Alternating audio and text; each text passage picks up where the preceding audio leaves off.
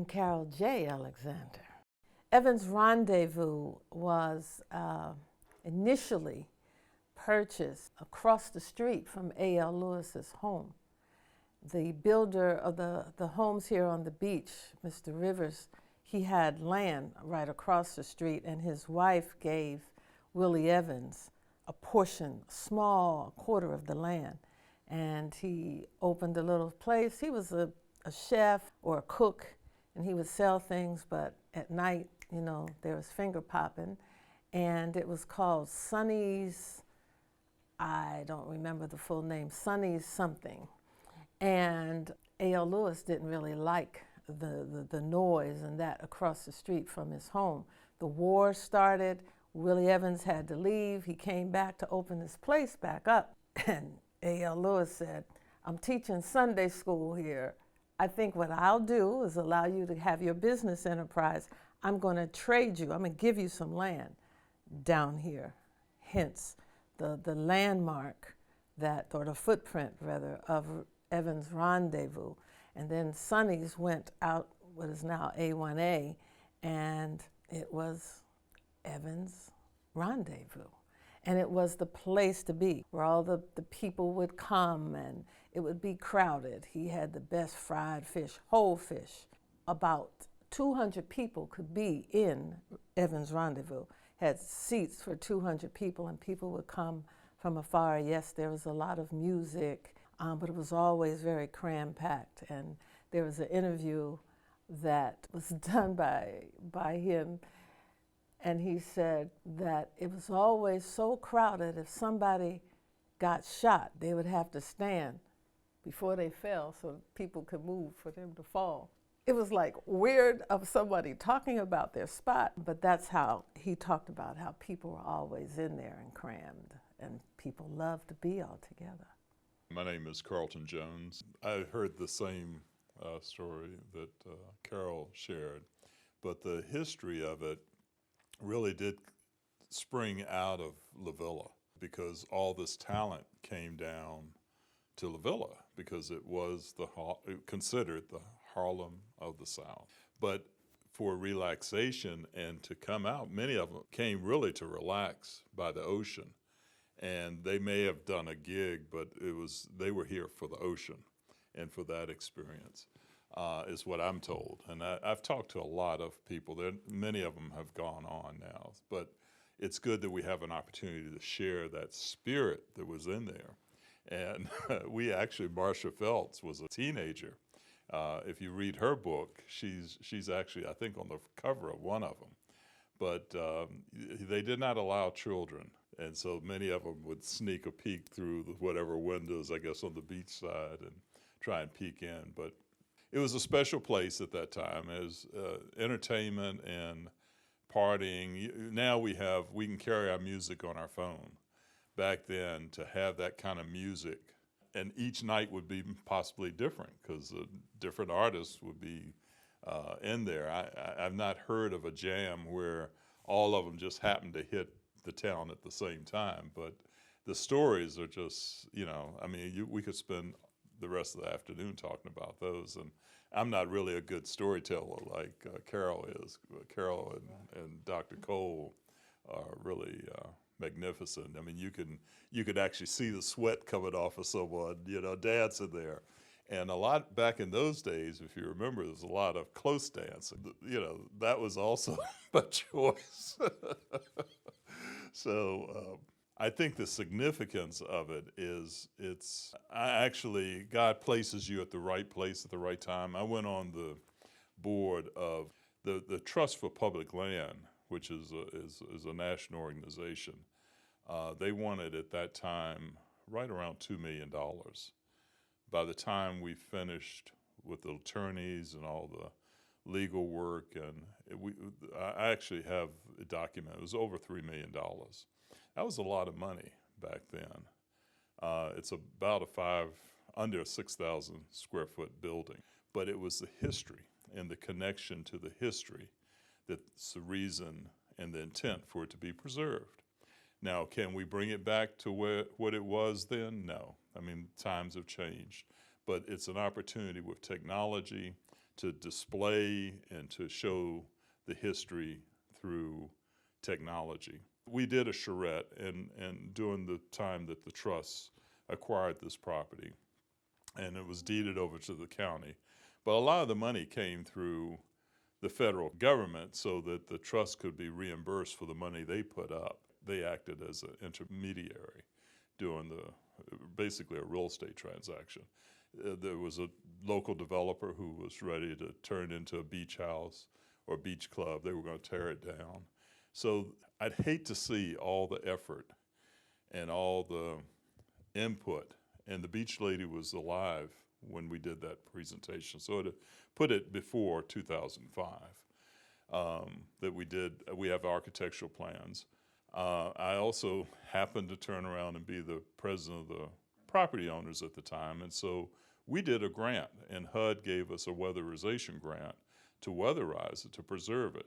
And we stretched $250,000 to be able to put a brand new roof on, put impact glass, and so it's been able to withstand the storms that we've had since then, which is almost 20 years ago. So it has so much historical significance. So right now, I think the community and the county want to have a conversation, and it would be nice if we can tie the music, because the music was what made this place alive. Even during the daytime, it was open really from morning to the wee hours of the morning. And we just had last year the Evans family and their kids told the story of it, because we put a marker last year through the state. So it's got a historic marker, and we spent that whole day pretty much giving the community a chance to just look back and reflect. I'm Johnnetta Betch Cole. I was one of those kids doing what I was not supposed to do, sneaking over to Evans Rendezvous, trying to look in, because we were told that people like Cab Calloway would be playing in there, that great musicians like James Brown would be playing in there, and that people would be drinking and eating and dancing, and we wanted to see it. Well, I never got in when I was a kid. But let me just say this, of all of the images and dreams about Evans Rendezvous, I certainly have one as a former museum director. I certainly have one as an educator or an anthropologist. But I dream of Evans Rendezvous having an ongoing connection with what I call Black improvisational music. Most folk call it jazz. There are many ways to try to reduce, for the sake of time, the history, her story, their story of Black folk. One of my favorite ways is through music. And certainly the experience of coming into the new world against our will, bringing those elements of call and response, of offbeat phrasing, of the importance of the percussion, all of that was about Evans Rendezvous. People weren't in there trying to write doctoral dissertations, about the influence of jazz in African American history. They were just living it. And so among my dreams, again, is that it would be a place that would, through modern technology, give us that, or those intersections of music, specifically jazz, of education. Without it, how do any of us move very far in the world? And of racial pride. All of that with a sweet sauce. There is a Morehouse graduate whose name is Otis Moss III. his father, the Right Reverend Otis Moss, also a Morehouse graduate. But I'm raising the name of Otis Moss III because he has this exceptional message. I'd even call it a sermon that says that jazz, I prefer black improvisational music, is the single best metaphor you're going to find for democracy. What Otis Moss said is simply this: you have different people playing different instruments. Sounds like people of different racial, gender, sexual orientations, religions, different abilities. But you have people playing different instruments, but they're all making music together. And importantly, says Otis Moss, the good Rev III, when one instrument is given the spotlight, nobody's like having a fit. They're like into it until it moves to the next instrument, or maybe we say the next people. We could use a lot more focus these days on something called democracy. We've talked about the Beach Lady. We've talked about her as an extraordinary human being. We didn't mention that she was an opera singer. I want to mention that my brother, John Thomas Betts Jr., is a recognized, well-known, respected percussionist. And I'm in between the two and can't carry a tune in a bucket. But I know the centrality of music, especially jazz, in the history and her story of black people and of this American beach. When I have to get myself into black improvisational music, I know my toes are tapping and my rhythm is being felt, but I'm also remembering this is the great contribution of black people to America and the world.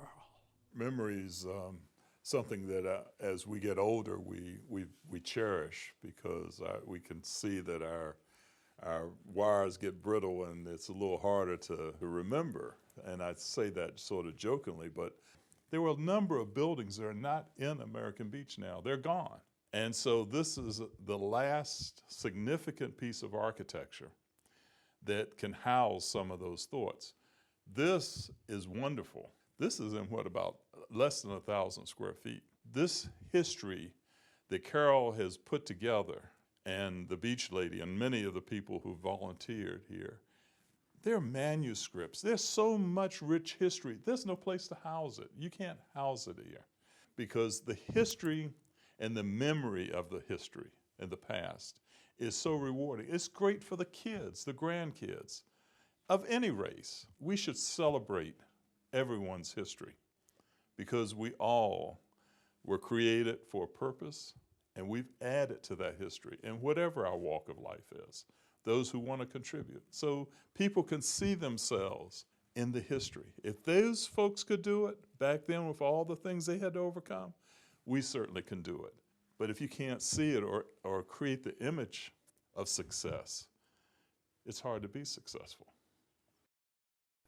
The importance of memory is you cannot move forward without having the memory of the past. In terms of the history of American Beach, Evans Rendezvous is a piece of the entertainment historical memory that we had.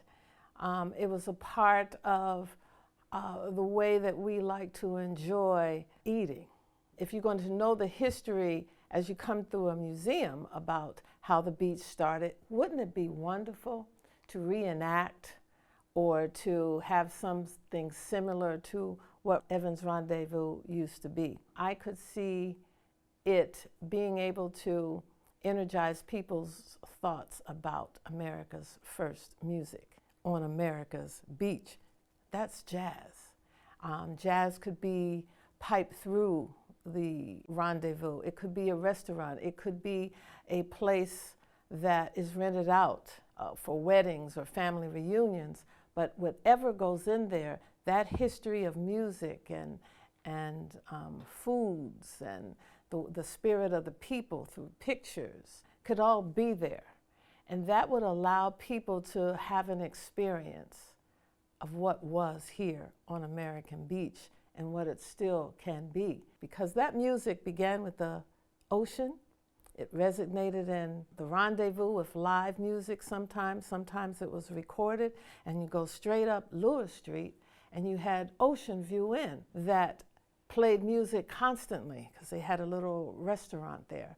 So I think people going back, people like to understand what was to be able to make their vision for the future. So that is the importance of memory. There is an African, more specifically a Ghanaian symbol that captures, I think, the centrality of memory in our lives. The Ga-speaking people in Ghana make these symbols that are called Adinkra. It's like a stamp. It's an artistic symbol.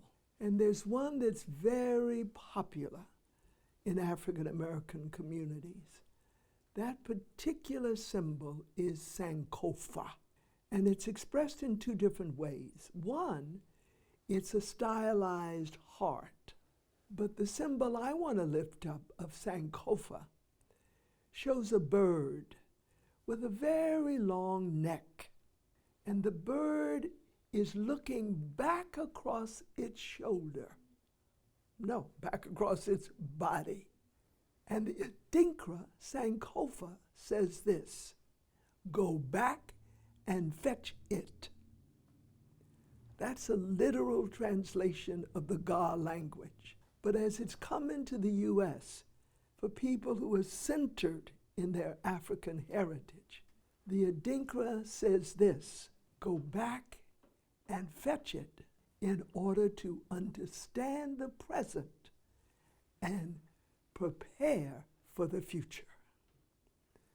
Brother Rev, as I respectfully and affectionately call Pastor Jones, made reference to a saying that is just chiseled into African American lore. It says, let me imitate the elders who grew me up in Jacksonville, Florida. They'd say it this way: girl, you can't know where you're going. That's right. If you don't know where you've been. Knowing where you have been, that is history, but it's also memory. And then I have to say, with no intention of being partisan, those who would deny us understanding of our history are trying to deny us our humanity. How can you say you can't teach that? How can you say history will make some people uncomfortable?